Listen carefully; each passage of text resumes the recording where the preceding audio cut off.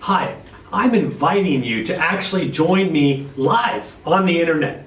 And if you would, you can bring your own emotional preparation. We can work on emotional preparation together, and we can really hone down and help build out that talent within inside of you. Now, even if all it is you want to just bring an emotional preparation, do a spoon river, I don't mind. Come, join us, and absolutely practice the talent of your own acting. Okay, welcome. This is an exciting time for actors and artists and creators. And there is so much that you can do for yourself to develop your own technique in acting. You don't need somebody else's technique. What you need is your own technique. Now, look, just because you're studying under a certain school of thought doesn't mean that you shouldn't be allowed to kind of expand yourself and work within that. Let that help you kind of develop your own technique rather than thinking that it's something that's not malleable, right? Because the key here is for acting is you really want to find your own secrets to your own work. You've got to be able to uncover and find your own secrets. And this is absolutely why I'm so adamant and happy to be part of this whole thing, making sure that at least my opinion about this whole thing gets heard. It gets out there because it's important that I'm able to try and help people to actually be able to try and find their own talent. It's one of the things I've said for years that the worst thing in life is wasted talent. When you've got talent and you're not able to actually work with it because you're stuck. And sometimes you can become stuck in these ruts because you are stuck thinking that you have to do a thing a certain way, instead of jostling yourself up a little bit and really finding what it is that's your own technique. So look, the secrets in your acting is absolutely the key of unlocking your own experience. Now, if you have a lot of life experiences, that's great. You can work with those life experiences. You can start to catalog those. You can write those down. You can put that information down for yourself so that you've got the bullet points that you can need and that you use to be able to then start the process to be able to do some of these techniques that actors do to expand their own depth in acting, that they're able to use to be able to actually amplify their emotions, that they're able to find specific emotions, and they're able to be able to get very specific. Now, when I say they, I'm talking about you. I'm talking about your ability to be able to find your own technique. So there is this thing that I have mentioned to people over the years that I thought was wise and a part of what is the overall emotional preparation process. And this is one of the items that are in my in some of my writing materials. And the thing is that it is called emotional meditation technique.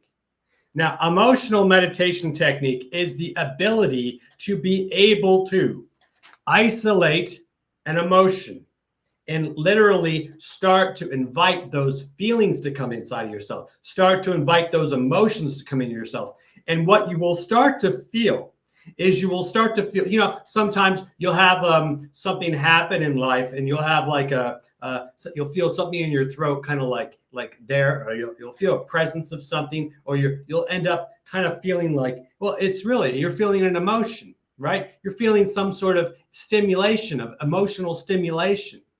And then if you're not able to quite express it right away because you're waiting for the right time, or there's things going on, right? Then you might feel that there's this thing that builds up.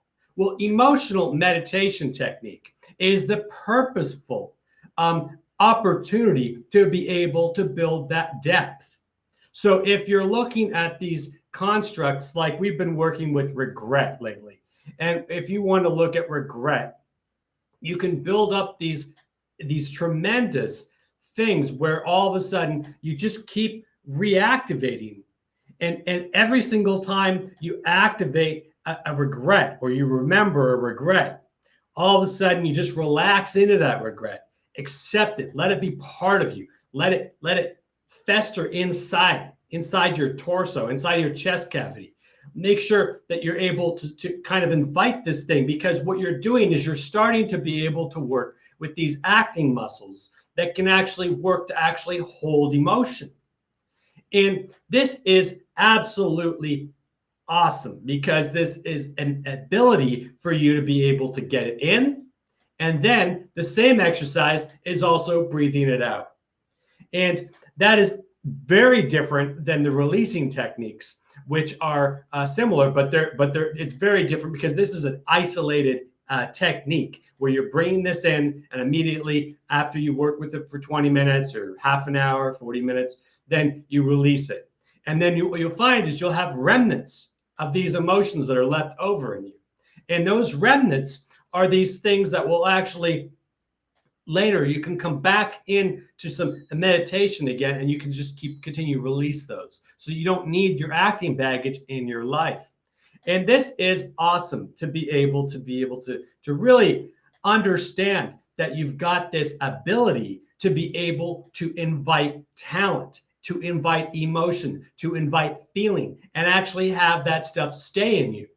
I can't tell you how many times, and it's been heartbreaking sometimes watching actors train, because sometimes people are so diligent and they're working very, very, very hard, but they'll go and they'll do the emotional preparation technique, and then they'll get stuck in a way that won't get their emotions out of them, or they'll have them build up and they'll just sink. And this process of being able to invite stuff in that you've got, that you can collect in yourself and develop this depth, and then be able to release it, is absolutely, absolutely fantastic. So this is a separate technique as to what is emotional preparation. At the time of emotional preparation, you want to start to quickly pull in the stuff that you've already been able to discover, many different things, and then you quickly pull that in, and then be able to get that ready with the context of being able to activate. Activation is the key. And then you fully activate until that emotion's flooding out of you, until that emotion's actually flooding out of you. Now, you want to be able to juggle that emotion and get that timing right, so that you've got that juggle happening, so that you've got that thing happening, so that you've got it just releasing at the time where you're working, and it's releasing, but you don't let it all out in your emotional preparation. You work so that you juggle that thing to be able to get it into your work, and you get that to be able to receive the other person. And when you receive the other person, all of a sudden, everything starts to adjust in you. And all of a sudden, even more activations happen in you, because you've been successful in being able to work with activating your emotion for your emotional preparation. And you've been successful in receiving your partner and allowing that to activate you. So now you've got this whole circumstance.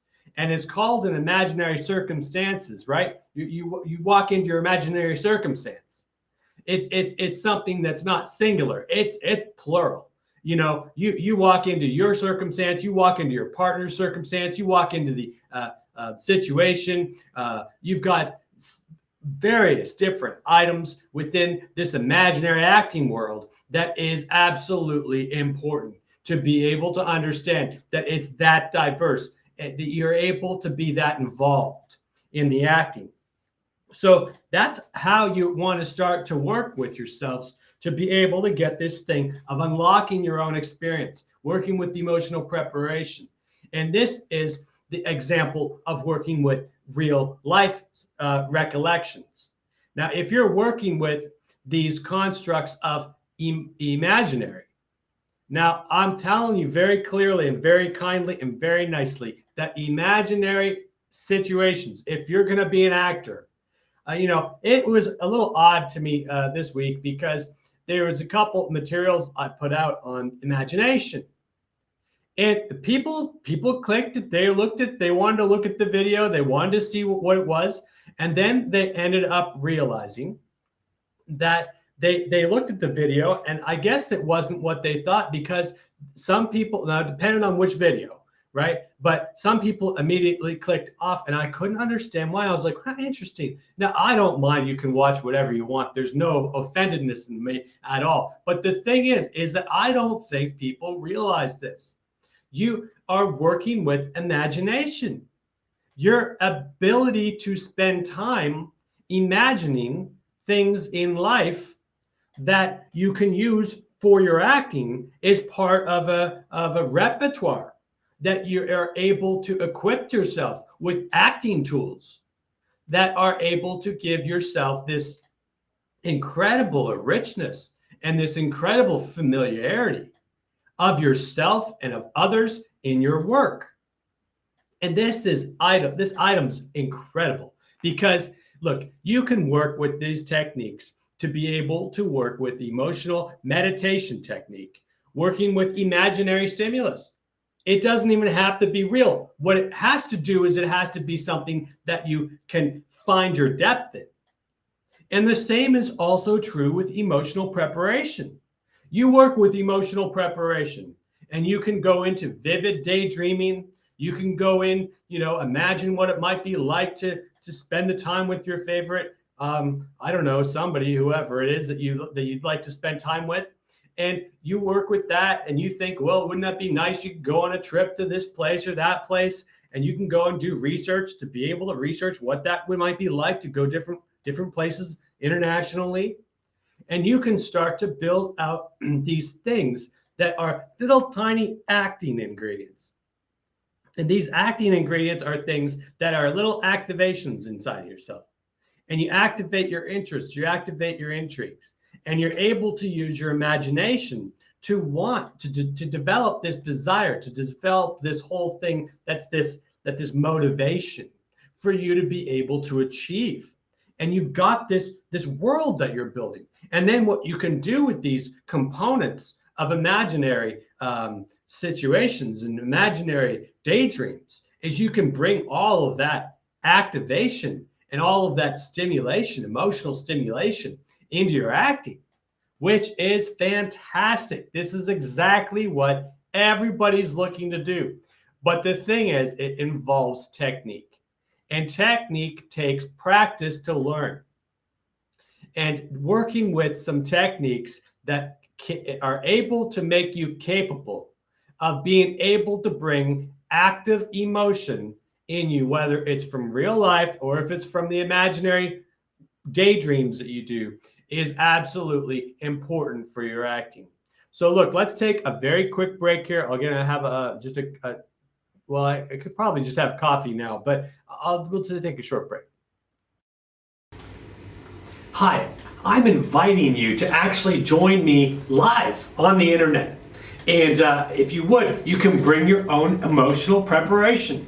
We can work on emotional preparation together, and we can really hone down and help build out that talent within inside of you. Now, even if all it is you want to just bring an emotional preparation, do a spoon river, I don't mind. Come, join us, and absolutely practice the talent of your own acting. Okay, so we are absolutely in a situation where we are determined as actors to be able to continue to study bits by bits, to be able to find things for ourselves in acting that we can actually be able to fully be able to find stuff that activates us, right? We want to be able to find this stuff that activates us. Well, then we've come to this thing called regret. Now, look, I have a good friend. And I call this good friend regret. Now, this is funny, but the reality is that I absolutely befriend my emotions. I befriend my emotions so that I have them available to me in my work. And that it's not so jarring when my emotions get mixed up with somebody else's point of view in the work, because I work with myself in my work. I work with activations. I work with these things. So there's this exercise that I know sometimes people will do, and well, I don't know. I've recommended people do it, but it's not a common at all. This is not at all common. But I have come up with some ideas to be able to help people make lists of their emotions and lists of their regrets. And I'll tell you something, at first, you go into one regret and it gets into a situation where you're starting to make lists and figure out, well, what's one thing you regret, and you regret one thing. And all of a sudden, another regret just hits you. It hits you, and you're like, another wave of like emotion comes over you. Now, this is the reason why we need emotional meditation technique, because we can go through this list in our meditations. Most people meditate just to be able to try and manifest positive things for themselves. But meditation goes both ways. And meditation can be able to attract positive results as well as negative results. Meditation can attract positive emotions as well as negative emotions. And the ability for us to be able to work with both builds this emotional health within ourselves as actors. So we got this ability now to be able to work with this health, right? This ability to be able to work with this depth. So we're not leaving anything off the table when we're acting. We can be completely, absolutely free, open, and absolutely raw in our acting. And then we have processes afterwards to be able to release ourselves from anything that's left over from our work. And, if we have to go and talk to somebody about something here and there, it's no shame in that. But the reality is that there's processes that a lot of times that's not even necessary. It's very helpful, though, to be able to not have that acting baggage from your acting in you stimulated all the time. Because what will happen is this: when you're working on making these regret lists, right? These lists of regret, you'll have one item you'll regret, you'll have another item that you'll regret. All of a sudden, you'll have a list of like 10 things. And some of them are actually real regrets, right? Maybe you could have done one thing differently one time in your life, and that would have made a difference. And maybe you could have, bought the winning raced horse at the track. Maybe you could have done something to be able to do some sort of investment, like a Shiba Inu or something. Maybe that was something that you could have done or could have, should have, would have, right? And then there's regrets that go a little deeper. And they're like, wait a second, there was an adjustment that I definitely could have made, and I have a regret about that. Or I have a regret that I didn't spend time with my daddy or grandpapas or popo or whatever you want to call it, right? Or I didn't have spent time with somebody else, or I didn't spend time with whoever, right? So this is the situation where we end up getting this stuff stimulated in ourselves. Now, it would be absolutely normal when you're making a list and you're working on a list like this, that it might take 2 or 3 days, and you might start just recollecting randomly some times where there's regret coming back, because this is an acting exercise. You're stirring yourself up. You're starting to find your own talent, right? This is a normal process for you to be able to achieve. You're in a situation where you're finding your own talent, and your talent is being able to find where your emotions are.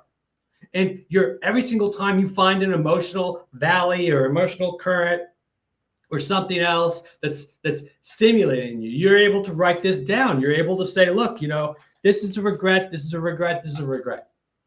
Then we go on to another emotion later on. And then all of a sudden, what kind of ability can we go to be able to go into? But when we've got a river flowing of a certain emotion, it would be fine. I mean, you could stay with it for a couple of weeks and really absolutely find all those things, discover all those things, work on all those things. This is exactly what people do when they're working on movies, when they're serious, when they're working with emotional preparation for movies, is they go back over their life working through abilities that they missed out on, things that they could have fixed, things that they could have adjusted, and they're able to find and mine their own talent. And this is the process that artists do too. They find that depth, and then they find a certain type of sorrow, for instance, right? they find a certain type of sorrow. Then they start studying that type of sorrow in themselves, in other people. They start having daydreams about that type of sorrow. Then they sit down, they say, well, I'll sketch this thing out. I'll sketch some stuff out here. I'll sketch some things. And then all of a sudden, next thing you know, they wake up one morning at 4 a.m., 5 a.m. in the morning, and they're like awake and they're like, okay, it's time. It's time. And they sit down with their paints and they start to work on the painting. To be able to capture this small thing that they're noticing in life, to be able to put this whole thing out where they're capturing this small sorrow, right? And then they might put something contrasting next to that picture, or in that picture would be like the freedom of a bird, that can fly anywhere. And then you can see that contrast of that thing, and the artwork's wonderful and it's really incredible, and people will look at it. And if you've done this artistic process, if you've done this thing and you've been able to develop obviously the artistic skills to be able to do this as well, people will look at that picture or painting and they'll be like, you know what? I recognize a sorrow in this painting. And they'll actually look at it and they'll say they recognize a sorrow in themselves. Now, what am I talking about, right? I'm talking about this thing called acting.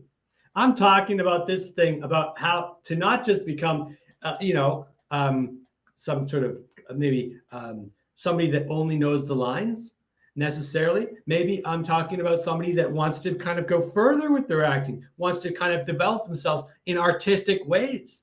Maybe wants to be able to put emotions behind inside themselves, to be able to have this construct that actually works for them, so that they've got this energy about them. And when people look at their films, they say, you know what, this film here, I recognize that regret in myself, and I recognize that regret in the film.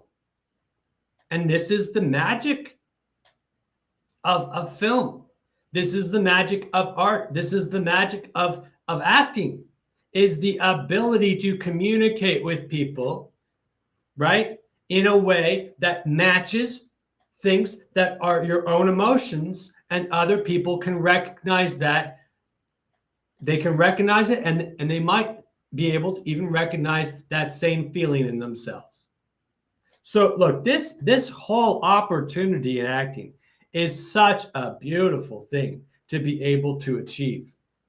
And you want to be able to access these things for your benefit, right? For your ability to be able to not do anything with politics, or not do anything with trying to get ahead in any strange way, but to be able to actually express your talent, find your talent, work with your talent. And this is absolutely part of this journey that I suggest that you take on acting and on being able to access your own talent as an actor. Now, before we go any further, there is an emotions list that is in the store, and there is also independent activities list. There's a couple other lists. There's a few others. So you can find those, and with those lists, you can even start to be able to work and ask yourself, emotion after emotion, what is it that you have that you can access? What is it that you can work with? What emotion can you find? Which emotion do you identify with at that time of reading it? How can you add that to independent activities? How can you mix your emotional preparations up a little more? How can you work a little bit deeper to be able to find this thing? We have to remember there's thoughts, there's ideas, and there's great ideas. And then there's feelings. And then beneath feelings and instincts, and then there's intuition, and then there's a deep feeling. And then beneath deep feeling, there's emotion. And when we really get this thing working for ourselves, we're not just emotionally preparing on something that's just a feeling. We're emotionally preparing ourselves that actually has this enrichment with ourselves, this something that's actually like this emotion, something that's able to emotionally relate to the other person, so that we've opened up our humanities in acting. And this is absolutely key. Okay, so there are a lot of things here that we have done this week, and I'm involved in getting things together and working so that there are stuff. There's more and more details of different things that are coming out. There is that massive, important situation of understanding why you'd want to spend time daydreaming. Now, like, I get it. I get it. It's hard enough to learn all the techniques and learn how to relax at the right times. And I have videos on that, how to relax at the right times. This is key, because when we're working with ourselves, we want to be able to start getting that stimulation going. And then once we get into that imaginary circumstance, when we get into that imaginary world, we want to find ways to relax ourselves in it. And when we relax ourselves into it, all of a sudden our interaction with our partner is going to improve, because we're in a situation where we've been able to get that emotional connection with our partner. So this is something that's absolutely helpful to you to be able to work with and be able to kind of find your own techniques to be able to get. Well, I got a lot of things I'm doing, and I'll tell you something. It's all good. It's all good. One thing I have gone over this week, and I'm going to try and get this organized so that people can watch this live feed and kind of get an idea about what it all is that I've been working on from one live feed to the next. I'm going to see if I can work on that. But one thing I have done this recently is why actors hold back their talent. And it's really surprising, some of the reasons why actors hold back their talent. It's not just nerves. It's the fact that there's responses that come up inside of you. And there's this thing called visceral response. And visceral response is this ability that happens that when you actually hit real emotion, there'll be this viscerality that comes up, and it will like literally shoot out of you. And all of a sudden you like start to shake, or you're like have this like wave of like blush will come over you, or there's these like all of a sudden there'll be some responses, and it will be like your hairs will go up at the back of your neck, or you'll feel like this thing happened to you. And it's not imaginary. You're in an imaginary circumstance. You're in an imaginary world, but your visceral responses, right? Your emotional visceral responses are actually real stimulus that actually are things that get stimulated by putting yourself under emotional conditions, right? And this is both from yourself, from your emotional preparation, from the being side of the work to the doing side of the work. And the doing side of the work is, of course, interaction. And the being side of the work is all this stuff with emotional preparation, emotional meditation technique, which is different than emotional preparation. And there's a very good reason why there's a differences between that. It's a very, very, very important topic. So, which we've covered a little bit today. There are lists of items in the store. There are definitely, there is stuff coming up this week that is going to be nice. It's going to be pretty cool, actually. There is this week, I think one of my favorite things that are actually going to come out is there's going to be apologies exercises. That's going to be interesting. I've covered imaginary people. Of working on being able to do that. I would really ask you to make comments, like, boop, button, and all that, and see how you can actually, what questions do you actually have? What are your questions, and what is it that you can actually do that will be able to further yourself as an actor? I'll tell you, many, many, many times, there's these questions that we may not even know that we have. But if we sit down with ourselves for 5 or 10 minutes and we really sit down and we say, what are questions that we have about learning our own acting technique? You might have 5 or 6. Then write them all down to me and I'll see if I have an opinion. If I don't have an opinion, I won't. But if I do, then I will. And I'll tell you, 30,000 acting exercises. I have quite a lot of information I've been very blessed to study.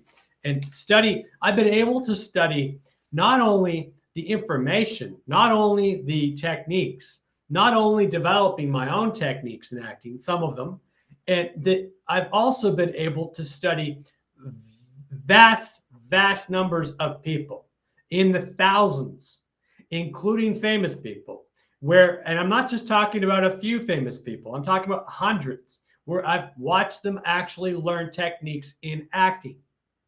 So usually when they get to the film sets, they drop their techniques altogether and they go on some other roller coaster. Some don't though, but a lot of them do. They totally drop emotional preparation in the films, and they'll just go and work on just trying to do the performance. And then they'll only do emotional preparation when they're in classes. Typically, that's sometimes the case with a lot of famous people. It's very strange. It's been an ongoing issue for decades, and I can tell you, I've seen that for sure. So yeah, I've got a lot of interesting materials. I'm going to go through a lot of stuff about how to upset yourself. I've got materials now on dropping your acting baggage. I've got materials now on dropping emotional preparation at the door. I've got a video out now of when to drop your emotional preparation. You could drop your emotional preparation at the knock. In the acting exercises, you could drop your emotional preparation. I suggest that you consider dropping your emotional preparation basically when you stop doing your emotional preparation and you go into to do the exercise, then you do that juggling thing. And you just juggle it enough to keep it alive in you, but you don't let it just fully come out yet, right? And then you absolutely get something that you receive. Hopefully it's your partner you receive. Now, it might be that you're knocking on the door and they don't answer the door, and all of a sudden that experience is something that you receive, and then all of a sudden your emotions flood out. And that would be great. Be really, really great. So there are definitely decisions that you should be making on when you want to typically have yourself able to do that. There is work on what is creative license. There's other stuff from the future. So let me go through this very quickly, and then we're going to wrap up. I do have some questions somewhere, but we'll deal with them in another video. There wasn't that many, and that's fine. Thank you for your comments, your suggestions. Thank you for everything else.